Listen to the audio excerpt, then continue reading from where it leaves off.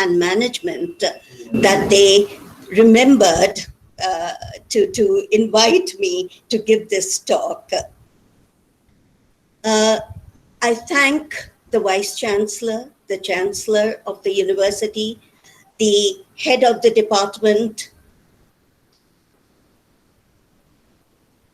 as well as my dear student, Snehata Dhaka, for thinking that I could be of some use to the students.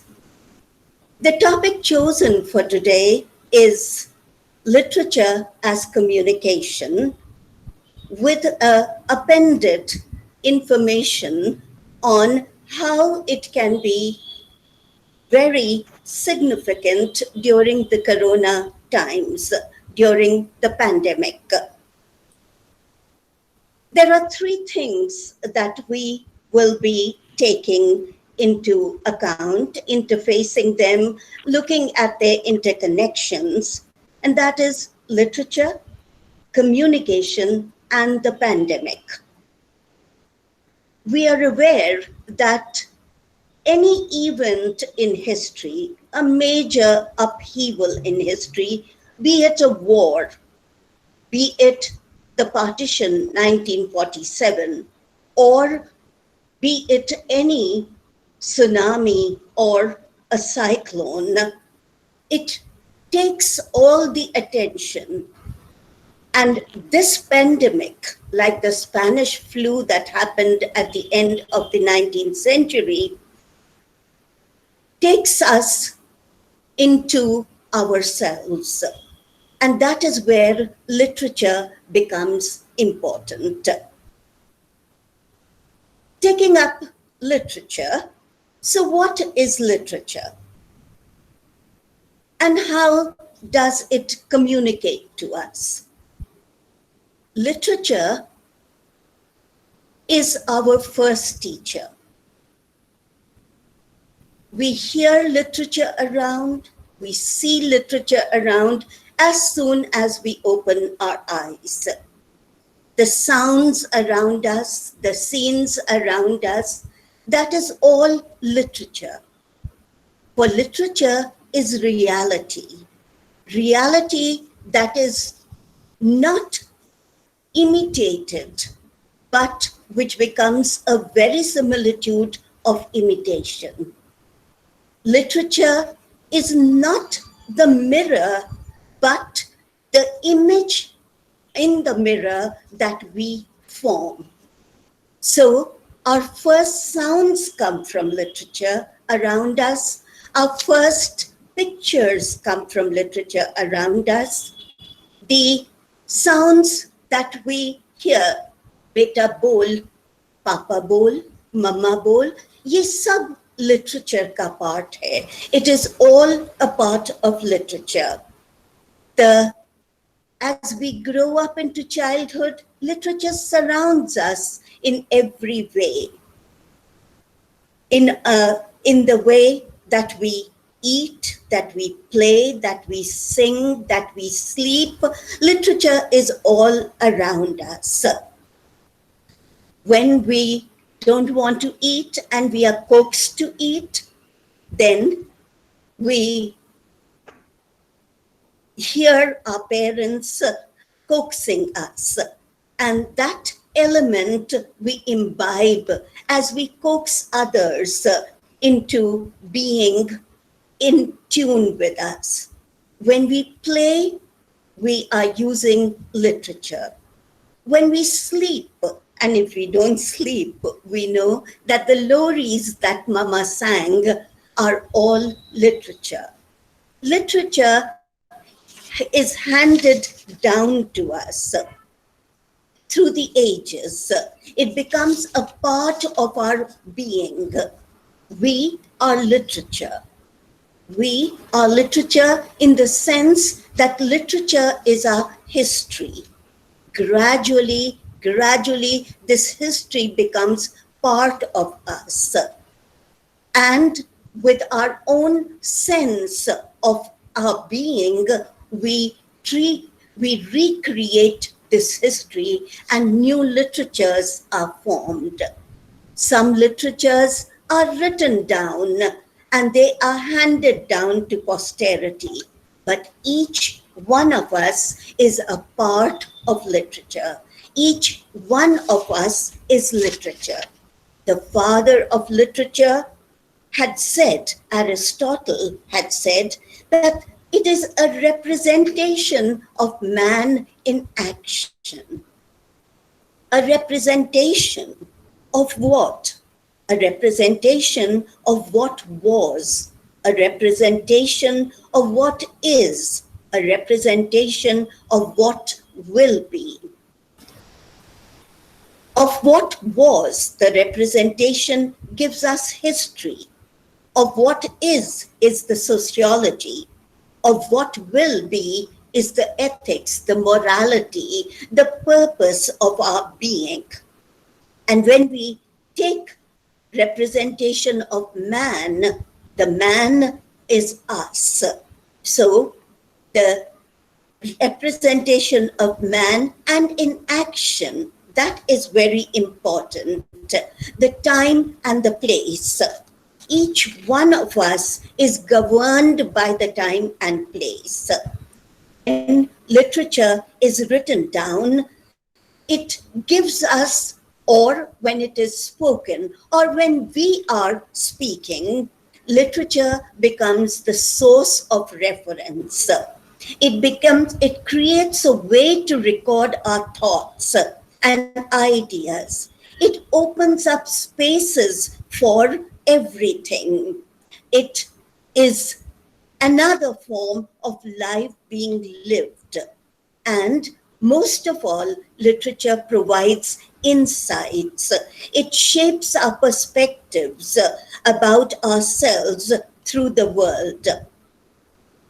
Very importantly, literature also, besides broadening and deepening our knowledge about the world and the self, it evokes compassion and sympathy. These are the ingredients that make literature. And if we follow this prescription, then what does communication do? Communication also begins with a reference. When we are communicating with someone, when we introduce ourselves, we say, "Hello, I am X." The very fact that you have the I there, or when we hear the news channel and we say, "This is Republic Bharat," the whole history and the whole sociology is built into this frame of reference. These are also very, very spatio-temporal. They are indicators of who you are, what you are, how you are, and what do you have to say. And these are the parameters on which communication is built.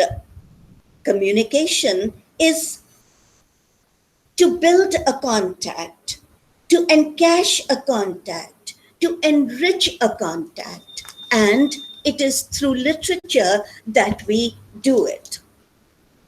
When we buy a sports kit, the manual that comes with it is the literature that tells us of what is our contact with it. It communicates about this. When we look at travel manuals, or when we buy a t-shirt or a pair of jeans, it comes with a kind of a history that can be provided by the advertisement that we saw, by the fashion magazine that we turned the pages of. And here, this becomes the literature which communicates to us, communicates the what, when, where, and the how. So literature it performs the function as well of communication. But the only difference is that literature as we know it has a more universal, a more empirical outreach.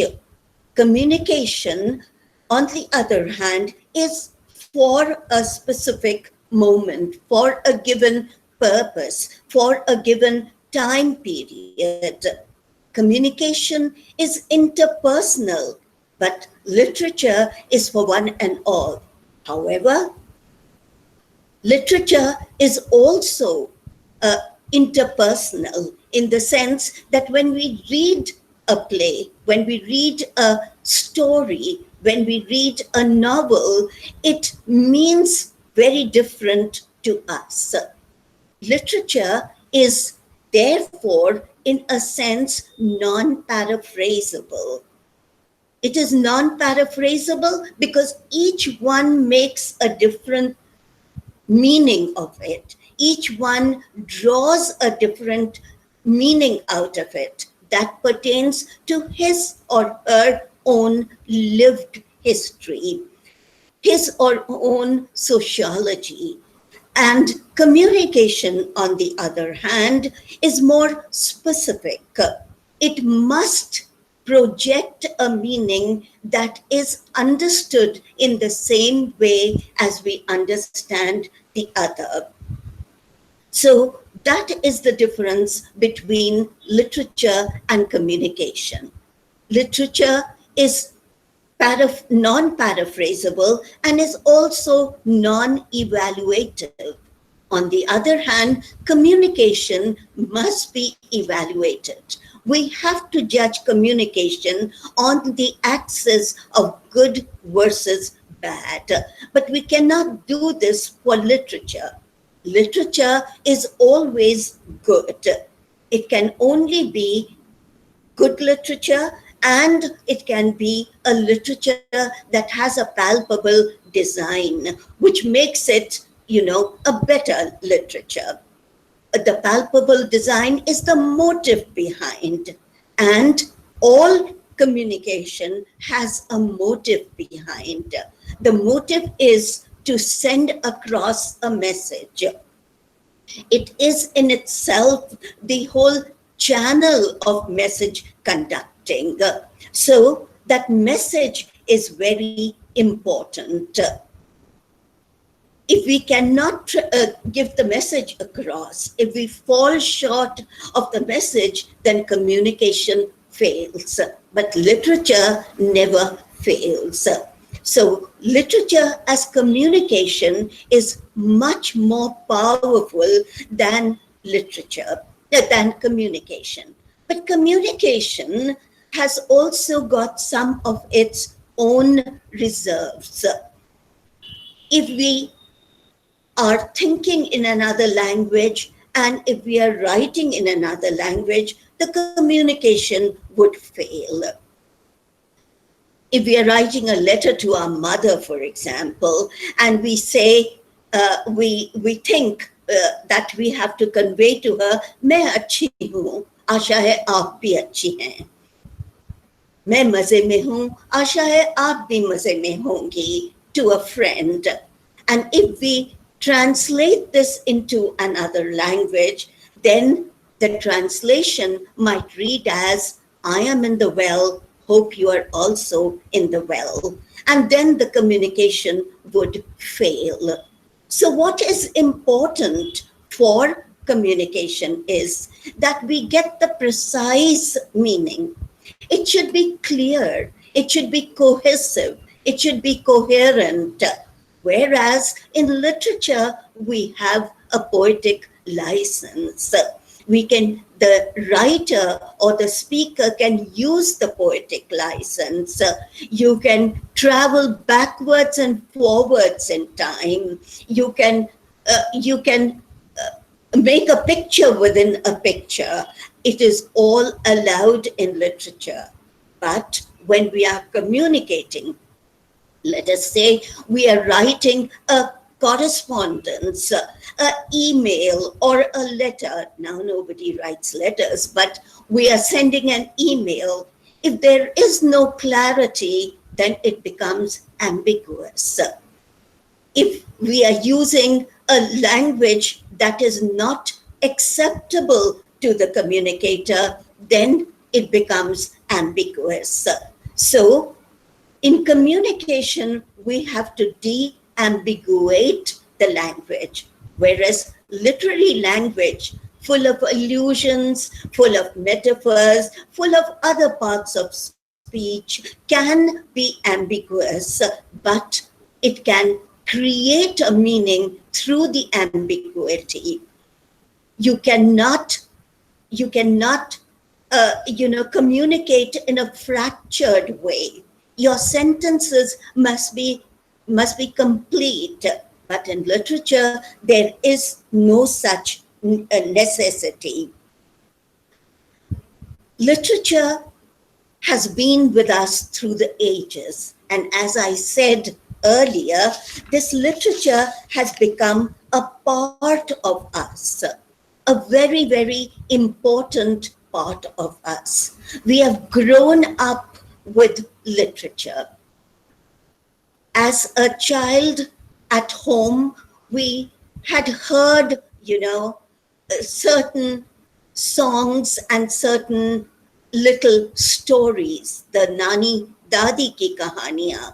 And these stories were all part of the larger literature. They came to us from our epics, from the Mahabharata, from the Ramayana, from, the classical Greek texts, and we grew up with these. We formed our idiom through these, and these are the resources that pay us today in communication. When I stand here to talk to you about literature as communication, I have a whole background behind me. I use phrases, I use allusions, I use idioms that literature has given me. Whatever literature I have grown up with, but it is a part of your communication system. When we send a message across, that message is not in a vacuum. That message is with a knowledge that the other person is aware of the same that I am aware of. In communication, the process, we process a text in such a way that we keep the narrator in mind. We have to look at what is his knowledge system. Can he be at par? Can he be equitable with us when we are talking, when we are conveying something? Otherwise, the channel is broken. As they say in communication, we must know the mode and the domain. The meaning comes across through this.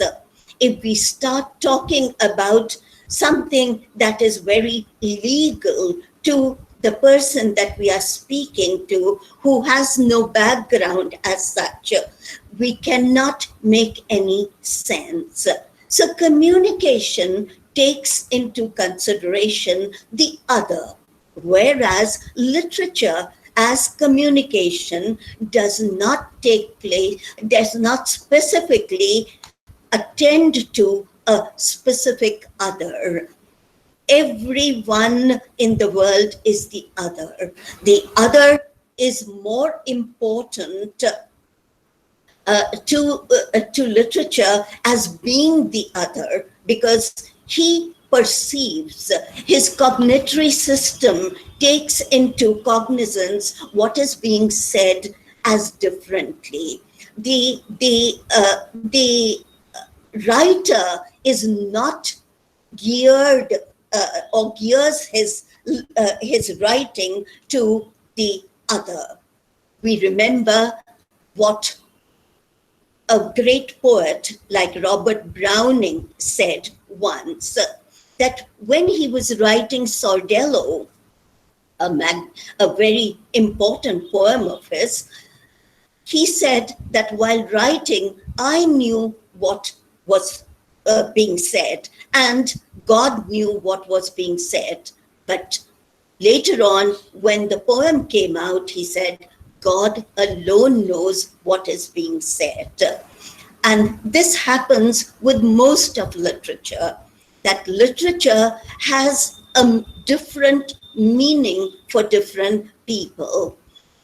When a new poet, a modern poet, writes the line that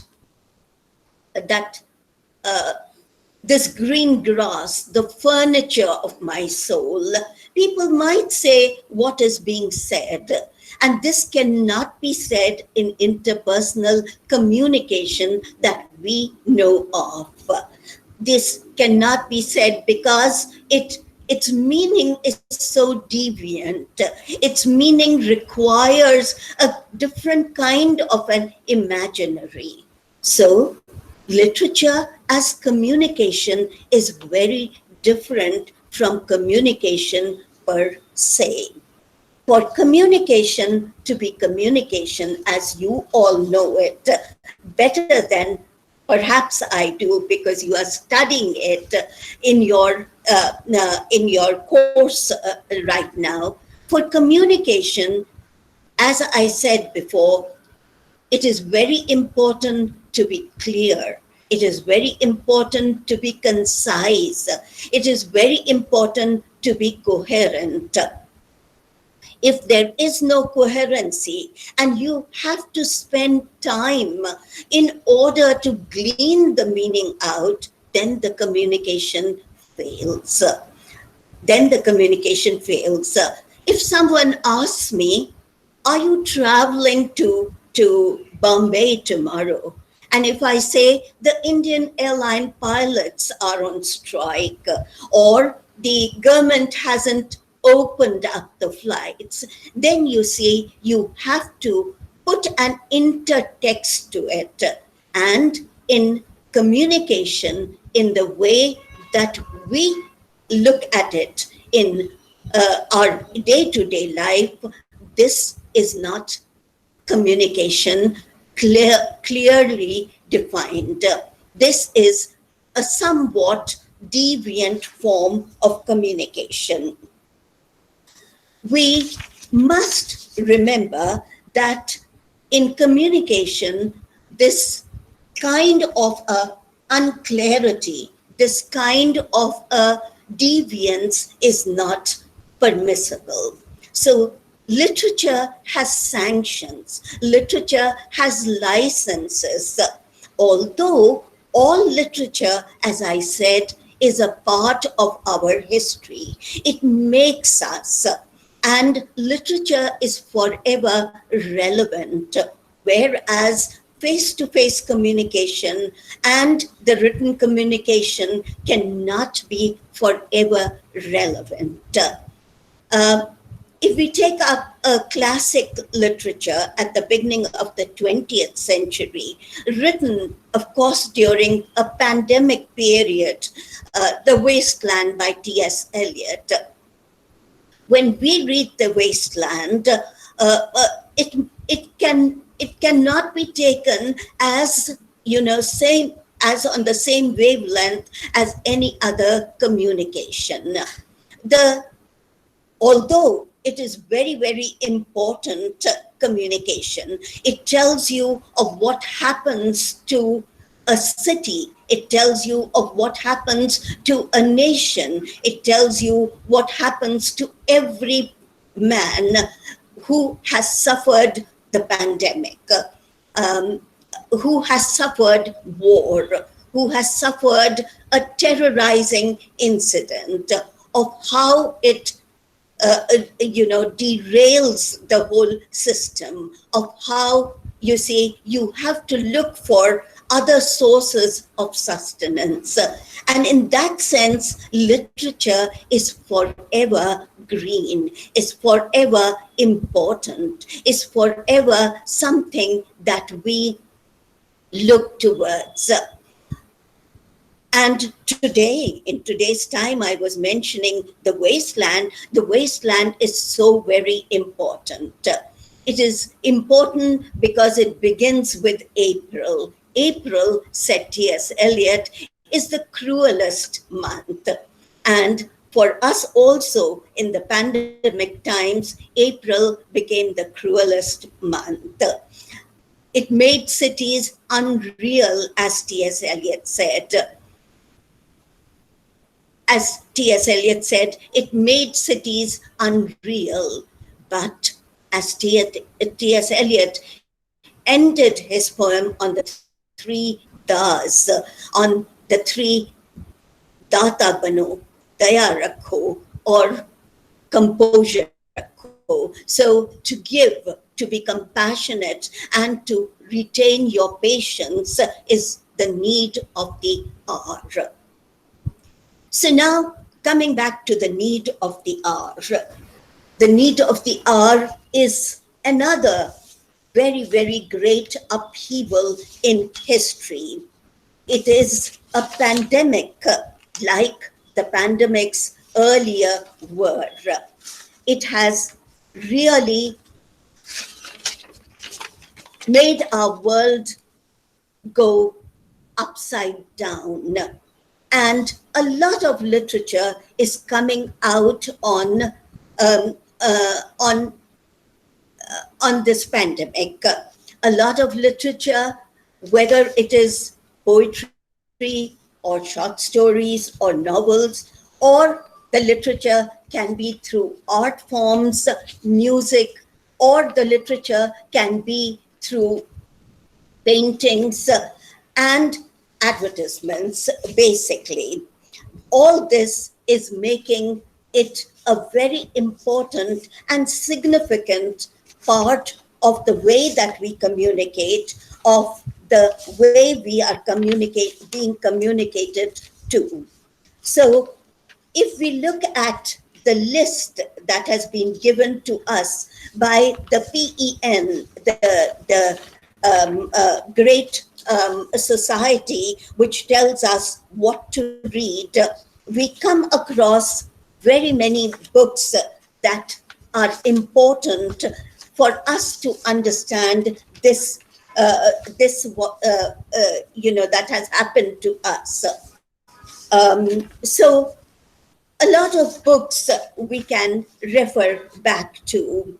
The PEN says that The Undying by Annie Boyer, which is about coping up with cancer, is a very important communication for us to deal with the pandemic times.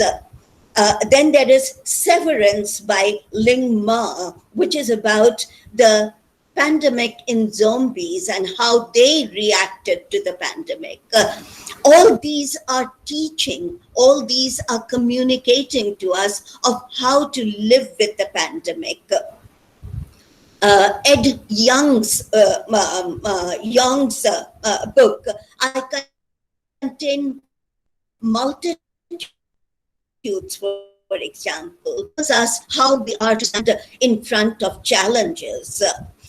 Stage 11 is another one, and the band Played by Randy Skills. These are important books that have come out. On our own Indian front, there are these communications, these ways of looking at the pandemic. I'm reminded of Siddhartha Gigu's a book on Kindle that has come out, Leaving and Other Stories. They are communications about how to deal with the corona. The Day Before by Gayatri Gill is another important literature that has come out. Now no longer can we believe in literature as romance. The only romance that is left in corona times is standing on the balconies, perhaps making a noise so that we can be heard by the other, so that our identity, ourselves are imposed, are revealed to the others. So just like the partition of 1947, we are being, a lot of literature is coming out that is telling us of how to cope with the pandemic. Um, Artists have come out, and art can be used as a very, very important way to prioritize life. The inner life can be reflected, and that is what is needed. So that literature is very important in such times of upheavals. This art can, you see, be very intimate. It can be very intangible, but on the other hand, it can, tell you the reality of things. But like other forms of literature, like the novel, the poetry specifically, art is also a very personal way of communicating, and therefore it can not make sense to everyone. But what has come out through the literature that is communicated in these pandemic times is that is a very calibrated and a very graded space, that silence can make as much noise as possible. And do you know that your silence has forced you to make noise on your other social media platforms? They have been valorized. They are becoming more and more important.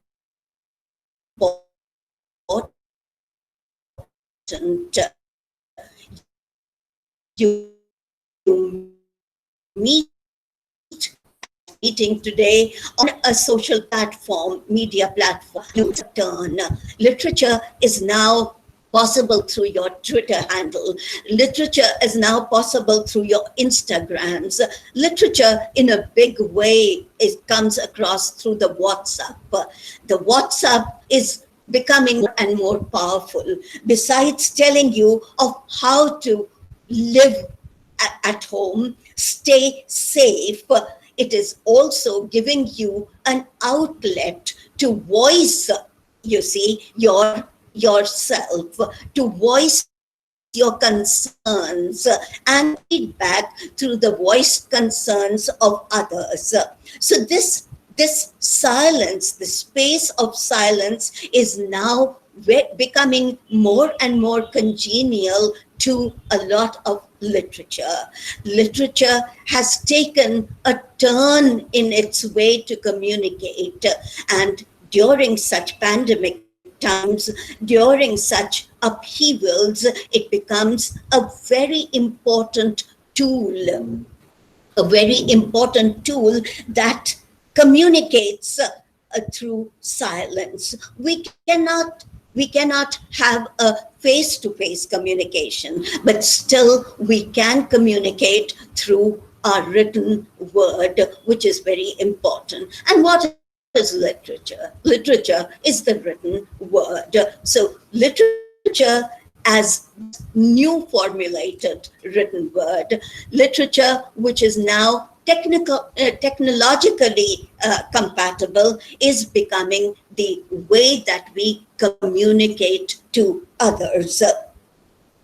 So this is, to my mind, very important. And now, a very, very important and a new-fangled literary site is the advertisements. Advertisements always were, places where we could relate to. Advertisements were things that told us of how to live and in what ways to live. But today, during the pandemic times,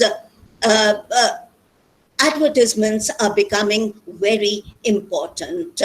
The Unilever, for example, the Amazon Amazon, for another example, they are producing literatures that are communicating in the ways that we can, as sofa surfers, use literature.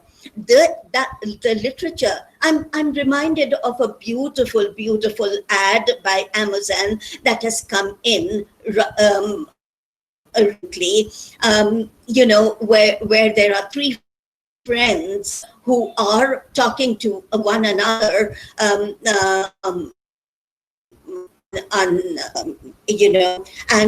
they are very much concerned about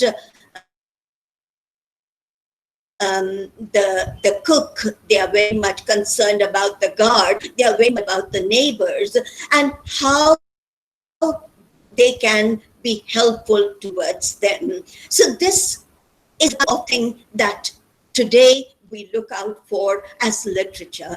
Literature that communicates to us of how to live in the world.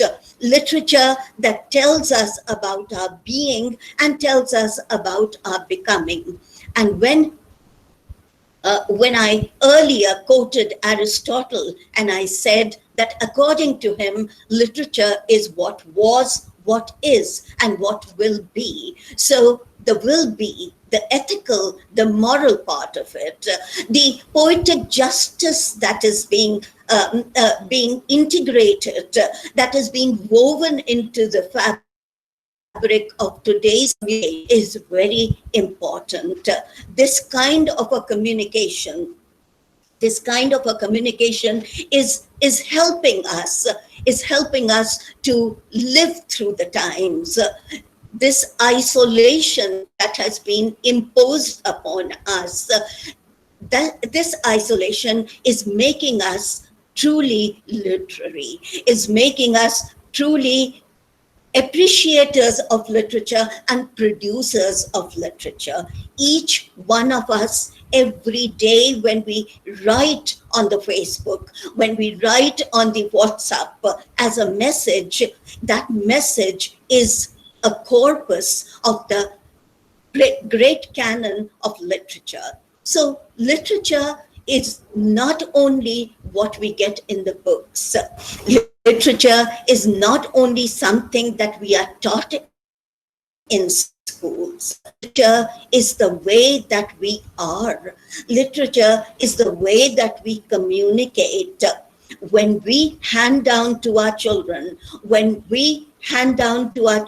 stories that we heard, the little things that we read, from the Ramayana, from the Mahabharata, from the Panchatantra, from the Jatak Kathaएं, so all this, it was so truly named that literature was a Katha Sagar, Katha Charitra Sagar, and this Sagar flows through in our communication. This Sagar is what our communication is.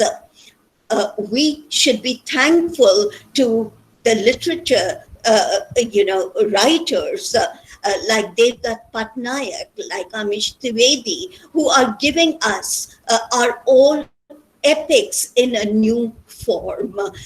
This is the way that literature makes sense and communicates in times to come. Some literature lives in us. When we say, Pyari Pyari Bitiya Soja, or Meri Rajkumari Soja, to make our child sleep, or Chanda Mama Durke, is all the literature that we are made of. When I am relating to my siblings, when I am relating to my brothers and sisters, I often have at the back of my mind Premchand's story, Bade Bhai Sahab, of how, you see, this communication with my elders can fail. If I look at a cat, and this is a culturally specific thing as well. So time and space, as literature made us. So when I look at a cat, I, being an Indian, think of it as an ill omen. But when a foreigner looks at a cat, it is something to be cherished, to be kept as a pet. And for the life of me, I don't think an Indian can conceive of having the cat all around, all the time in our rooms. So what is important? What is important is that there are these facets of ours that are literary and that we use in our communication. And this communication is passed on for generations. Even if we do not have a literary acumen, the literature surrounds us. We pick and choose literature and use it for our communication. The only thing that we've got to be aware of is that we do not misuse it. We do not use this to confuse the other. I'm reminded of an incident while I was growing up. Very sad to say, I had very little Hindi with me. My Hindi medium, my Hindi reading wasn't very, and I said I'm ashamed of it. So when I started reading Hindi, I was told that I was going to face a test. And in the test, I would be given some muhavras. This was in Delhi, and I had just moved into Delhi. And so the first muhavra that came to me was Achhe Achar Wala, and I had to give a one word for it. Now, unfortunately, my history, my literature, my understanding of the world was very limited in Hindi. And so I said Harnaran Gopinath, because the other day when I went to Connaught Place, I was told this is the best acharwala in town. So this often happens. Like I told you, that in translation it happens. For communication, we have to be on the same wavelength. We have to think in the same language in which we are communicating. We have to have the same history behind us. We cannot be thinking of imposing another history, of imposing another system on our communication. So literature as communication, I would say that all literature is communication and all communication is literature. Of course, it is molded according to the times as it is being molded today by the world over in the pandemic times. So now you are coming out with stories about migration. You are coming out with stories about social distancing. You are coming out with stories about a panic. You are coming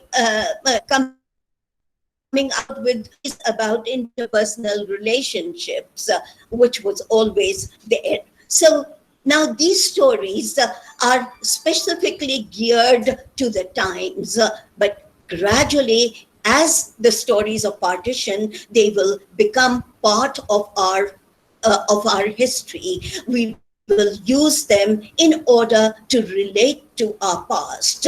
We will catalyze them into being what we are. At some point of time in our distant future, when we look at Corona as a thing of the past, these will surface as stories that has made us what we are, that has made us of how we communicate. Today, communication is impaired. We cannot do much behind the masks. You as students of communication must have been told that there is verbal and non-verbal communication. Unfortunately, only our eyes can now be seen behind the mask in order to aid us in communication. But whatever, that was an aside. But in times like these, the literature that comes out, like the literature during the period of the First Depression, during the 30s and the 40s in America, or the literature that came out after families got broken, after divorce became so simple that the children had to suffer and the hippie movement started. So all those are very, very crucial, and those are all literature making epochs that will stay with us, and we know that these have lessons to teach, lessons to communicate, and therefore this also communicates. So literature communicates to us through its stories. Communication uses all the literature in order to further interpersonal communication, be it written or spoken.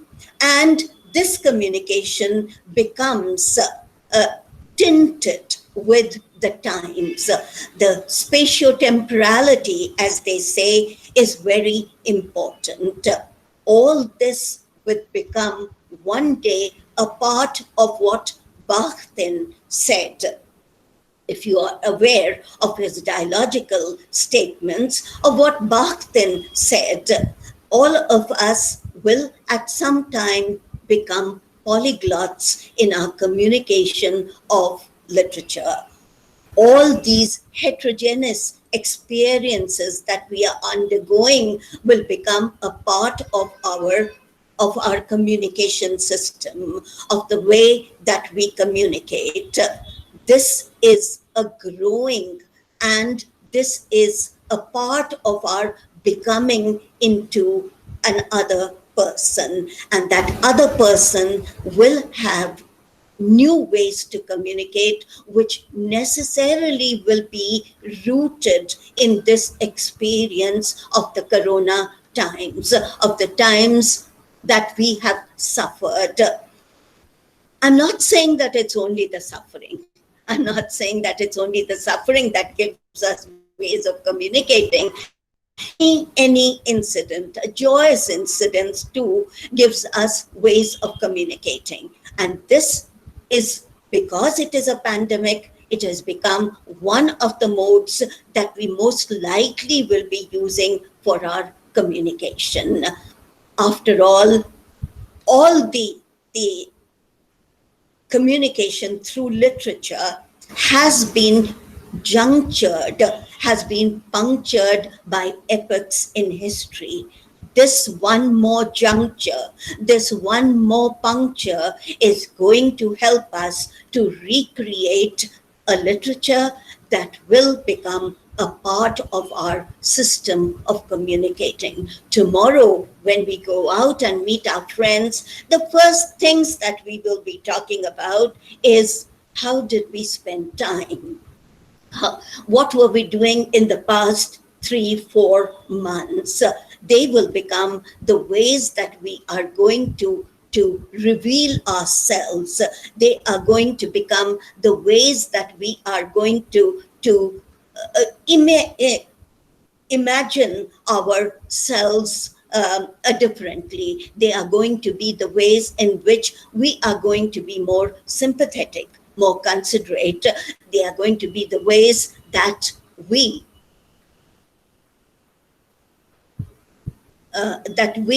are,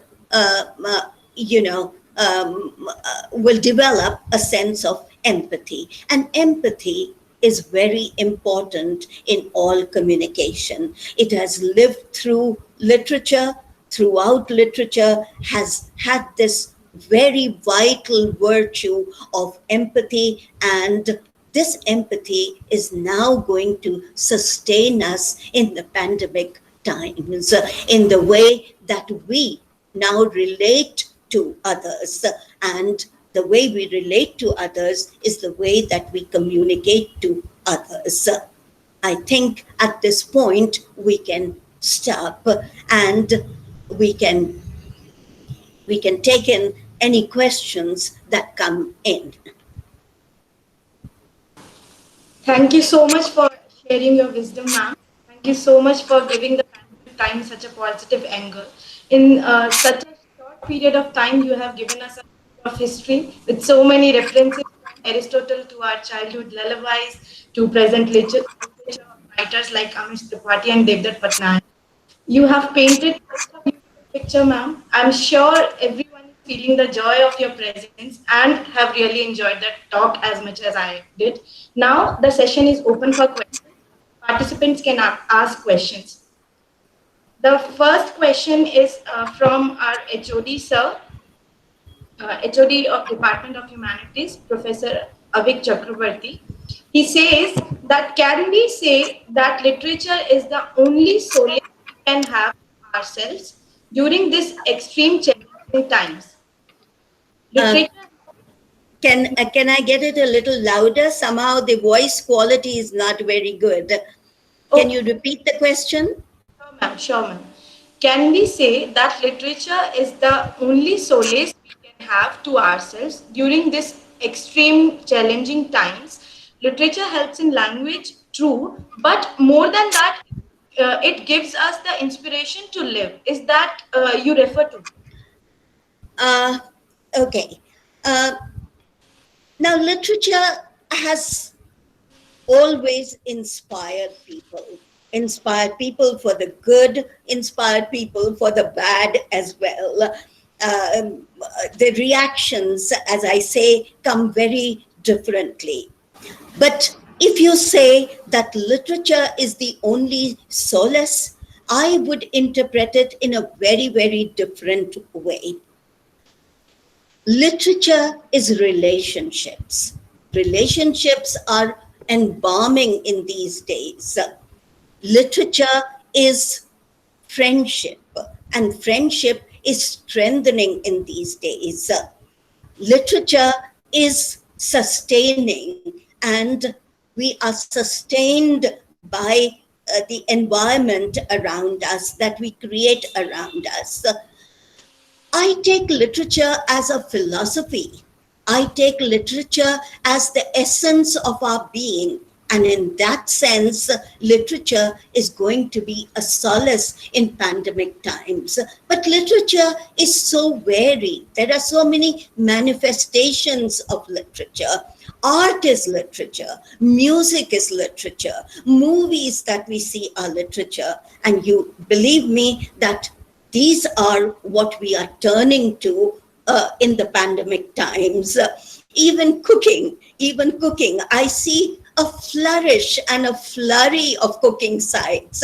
I see people posting what they have cooked at home, and they have all the time now to do that beautifully. So all this is, to me, literature. All this to me is literature. I, being a student of literature, have never seen myself apart from literature. I am what I am because of literature. Since literature is history, literature is sociology, and literature is my future dreams and ambitions. Okay. Have I answered the question? Yes, ma'am. Thank you so much, ma'am. The next question is from Ritam Basu. She says that, ma'am, could you also discuss Anne Frank's diary? I think it's in the reference of our talk from the topic. I want the question to be repeated. I'm so sorry that the sound is very blurred. Ma'am, this question is from Ritam, ma'am. She says that, ma'am, could you also discuss Anne Frank's diary with reference to our topic?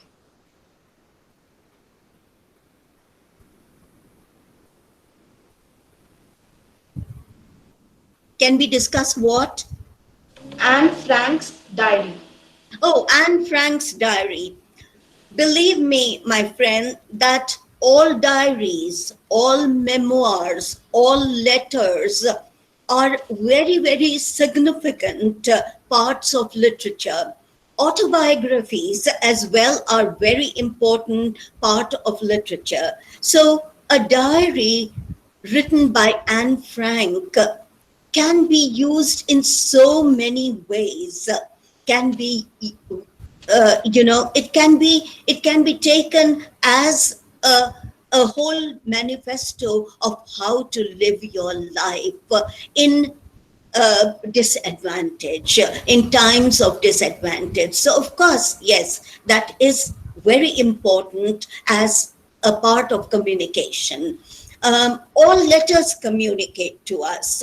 All memoirs communicate to us. These are very significant parts of literature and also of forming our image of the world. Okay, thank you, ma'am. Another question is from Saurav Mukherjee, sir. He asks, being an ardent admirer of Salvador Dali, I want to ask, can surrealism be considered as the most unconventional but the most powerful of communicating? Can what be used? Uh, Ma'am, can surrealism be considered as the most unconventional but the most powerful method of communicating thoughts? Uh, I still don't get it. Can what be used? Surrealism, ma'am. Surrealism. Yes, yes, ma'am. Are you talking about surrealism? Ma'am, this question involves Salvador Dali's ardent admirer. Being Okay, an okay. Being an ardent admirer of Salvador Dali, I want to ask, can surrealism be considered as the most unconventional but the most powerful method of communicating thoughts? Okay, okay, I get it. I'm so sorry that it took me a while to get to the question. Now, what is surrealism? Surrealism is beyond reality. Surrealism is something that is nearly a fantasy, but a fantasy that cannot be actualized. So, surrealism cannot be taken as something that is not grounded in reality. If we do not know the reality, we cannot go beyond reality. And so, to my mind, surrealism is one of the most ambiguous but a very, very meaningful part of literature. Of literature and of communicating. So, surrealism has its root in realism, and realism is always a part of communication. This is the way that how we can use this. You know, uh, going back to Aristotle again, he had said that there are two ways of talking about something. The talking about impossible possibilities and possible impossibilities. So surrealism is an impossible possibility, but the very fact that it is a possibility, it is grounded in reality and it is communicable. I mean, who wouldn't like to read and reread Salvador Dali? Okay, ma'am. Thank you. Thank you, ma'am. Another question from Anartha Banerjee. How important it is to choose a certain type of literary genre to avoid the circumstances of being socially distant at the time of pandemic? How important is? It is to choose a certain type of literary genre. How important is what? This system doesn't seem to be working. I said that ambiguity in face-to-face communication doesn't work. Can you again repeat the question? repeat it for me? I think I'm being very, very It's dumb. no problem, ma'am. I'll repeat it, ma'am. How Hello? important it is to. Hello. Am I audible, ma'am? No, ma'am. Literary genre. Oh, how important is literary genre? To avoid circumstances of being socially distant at the time of pandemic.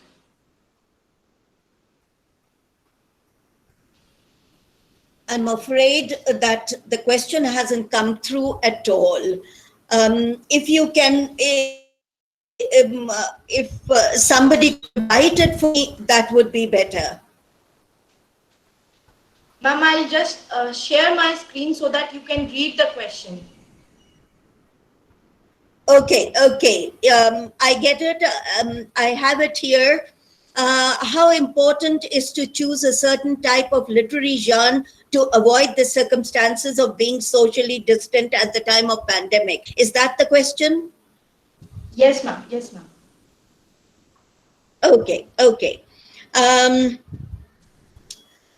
you see, the genre is immaterial. You have taken Mayor of Casterbridge and you have said that it is very gloomy.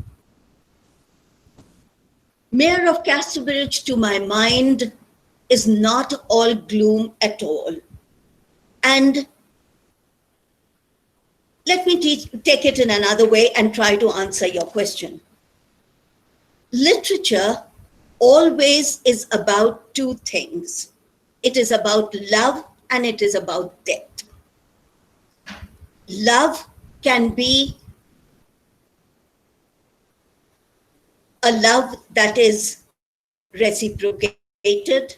Love can be an unreciprocated love, and therefore there is gloom in that. Death can be valorizing, can be validating, and death can also be gloomy. So if we look at one aspect of death, which is gloomy, there are other ways of looking at death.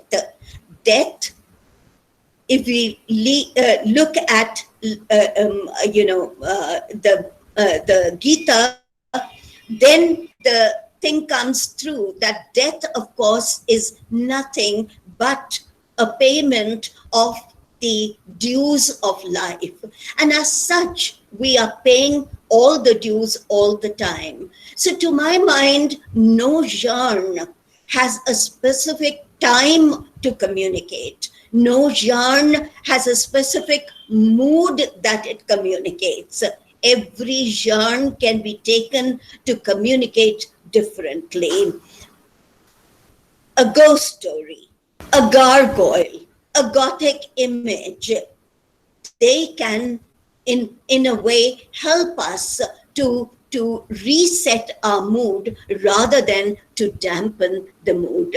So to my mind, it is not a question of genre. It is a question of how you interpret that. What are the images that you recreate out of that which are important? Okay, ma'am. Thank you. Uh, Vivek sir has asked a question. How the Vedic literature is song from that cover all aspects of life in different form from later periods of literature. Okay. How the Vedic literature in song from that cover all aspects of life in different forms of the later period. And there is another question coming, which is from Saurabh Mukherjee. The mind is its own place and in itself can make a heaven of hell and a hell of heaven. Ma'am, how far was John Milton's Paradise Lost significant in today's scenario? So now coming to the question by Vivek Kumar Sharma. Vivek has said that Vedic literature and song, how does it cover all parts of life? Let us not stick to Vedic literature alone. Let us look at all literatures from the epical times, whether they are in the form of song or whether they are in form of prose or whether they were handed down to us as drama. Everything is meaningful today. Um, but how they were different? They were different because of the technology, because of the way that they were represented. Um, a song by Rabindranath Tagore could not have meant so much Ekla Jalore as it does today. And I think on all social media sites, it is being used to convey to us, to communicate to us the way that we are now isolated and are now living our lives all alone. So that, to my mind, it is different in different periods because its representational values were different, because the way that, you know, when you read a play and when you see it being performed, so that changes it. And in different times, periods of times, our mindsets, our mindscapes, our communication escapes have become differently, and therefore they are important. The next question is about Milton's Paradise Lost. How is it significant today? Well, Milton's Paradise Lost is one of those classics that has been significant all points of time. And today, if we look at this, at hell, now this is the hell that we have created.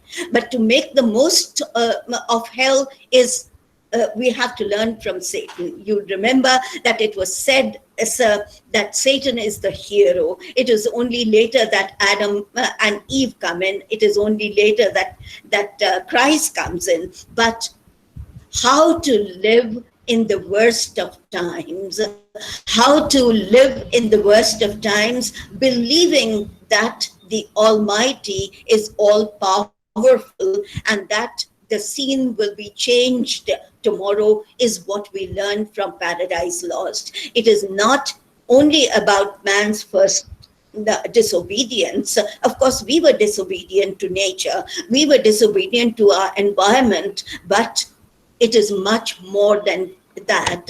And that is why this paradise that is being lost today is in preparation of being regained tomorrow. Thank you. Because we will make the world a better place to live in. Thank you, ma'am. There's one last question from our HOD. Yes. This is the last question that you have to take. Yes, literature changes with time. If that is so, then in the future, this pandemic will be considered as a dark phase or a phase that has taught humans to restore humanities. Avik, sir, it might be a dark phase, but as poems, even on the Spanish flu, told us that this phase teaches us how to live a different way.